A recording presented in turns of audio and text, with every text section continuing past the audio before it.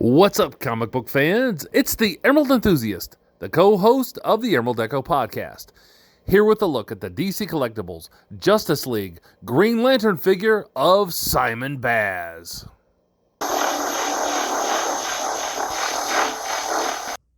Let's start with the look at this figure's packaging.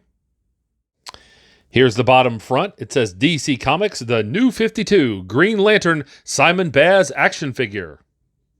On one side, we get this nice full-body product shot. It says sculpted by Derek Miller.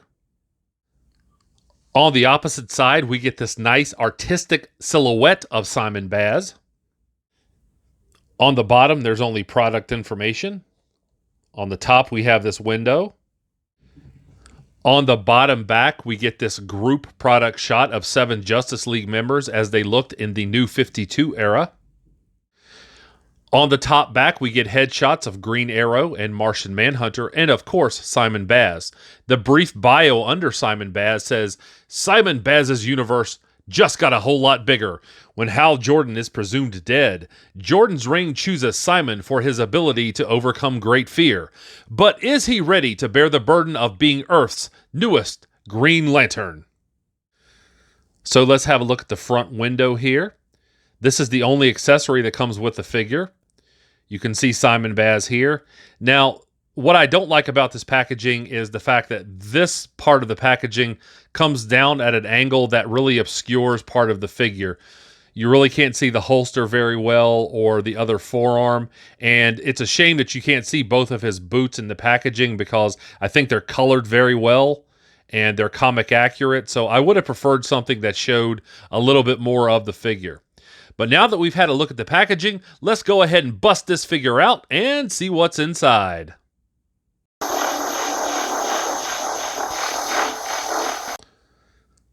So the figure comes with this gun accessory, and it does fit well into the left hand. And here we have Simon Baz out of the package and ready to rumble. If you're a Simon Baz fan, you may be frustrated by the lack of collectibles on the market. They are certainly few and far between, but nonetheless, you do get your money's worth with this figure. So let's go ahead and have a closer look at the details now. So let's start with a look at the lower body here. And in terms of aesthetics, this is really sensational. You can see the paint here. Very metallic and reflective. I definitely like that. All the lines are very exact and tight. Really good musculature. You can see lots of just outstanding definition there. Good definition on the thighs. See this texturing here. I like that a lot. And even the black sections, there's some sparkle to them. So it certainly looks like an energy costume. Certainly like that. In terms of articulation, you can get the leg to kick forward. Doesn't go out to the side. There's a single peg joint here at the knee. And that's about it for the lower body. I mean, there really is nothing more. Nothing at the ankle. Again, you can't get the leg to kick out to the side. Now, with the gun, it actually does fit into the holster. Quite a simple process. You can just port it in right there. But speaking of ports, I really wish that underneath the feet here that we had a port for a peg for a base. I really would have appreciated a port so we could put this figure on a peg base because I have extra Green Lantern peg bases and I certainly would like to put this figure on one of those. However, that is not there. So in terms of aesthetics, again, you're going to be very satisfied with this figure. People who like to do a lot of, dynamic articulation, they may find this figure wanting. So let's have a look at the torso here. And I'm a fan of Simon Baz's costume. I like how unique it is. It's quite a departure from the Lantern costumes of the past, and I'm okay with that. Good molding on the abdominals, the pectoral muscles, the ribs under here. I really like how defined the Green Lantern symbol is. On the back here, I really like the texturing on the back. I like how reflective it is. Good definition on the trapezius up here, the latissimus dorsi. All of that looks really good. But once again, this figure is lacking in terms of articulation. There's no waist swivel. There's no ab crunching motion. So what you see is what you get. If you're a vanilla posing type of collector, you'll be happy. If you're someone who likes to articulate figures, you may not be so happy. So let's take a look at the arms here. And I think I'm bothered by the lack of articulation in the arms more than any other part of the figure. I like how well the glove came out in terms of aesthetics. It does look really good. You see the texturing here. The molding looks really good. But you can't turn the wrist.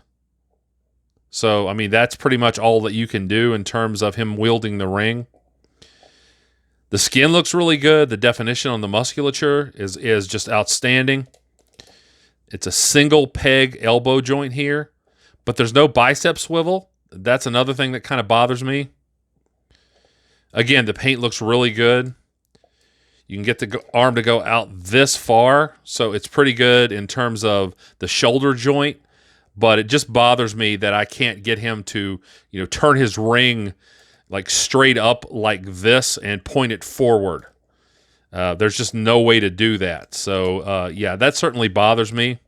We'll take a closer look at the ring in a minute. In terms of this arm over here, pretty much the same.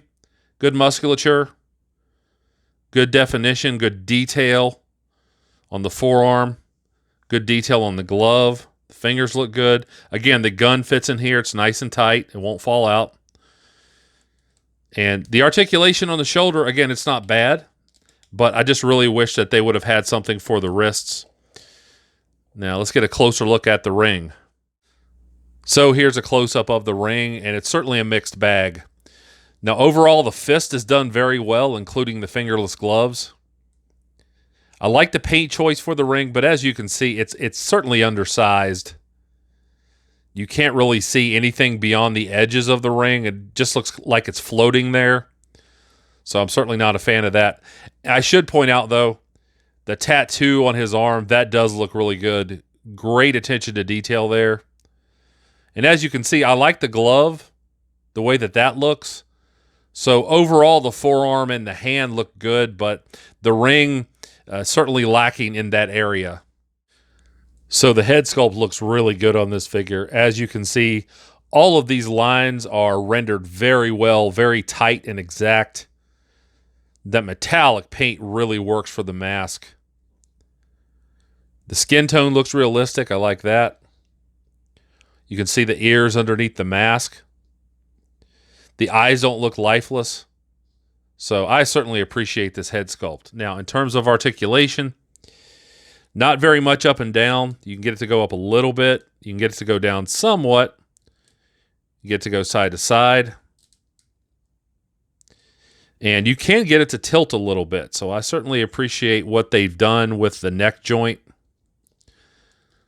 Here's a look at the back. Again, I talked about how much I appreciate that. You do get this texturing here too. So outstanding effort on the head sculpt.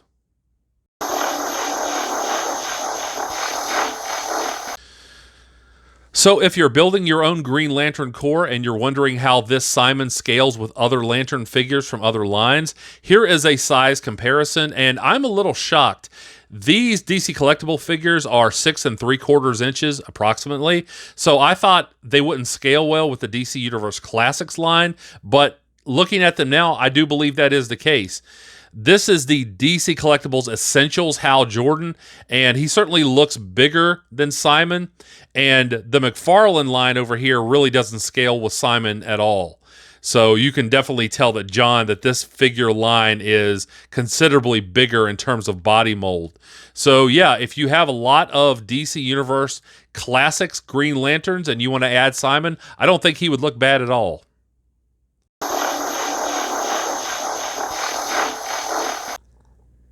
I certainly hope you have enjoyed this review. If so, please like, subscribe, and tell a friend to do the same. Stay tuned at the end of the video for some articulation shots, and also remember to catch me on the Multiverse Musings vidcast available right here on YouTube, where we cover all the happenings in the DC and Marvel universes and beyond. Also remember to follow me on TikTok. and I'll be back to the internet with more comic book related content soon. But until we meet again, this has been the Emerald Enthusiast, and thanks for watching.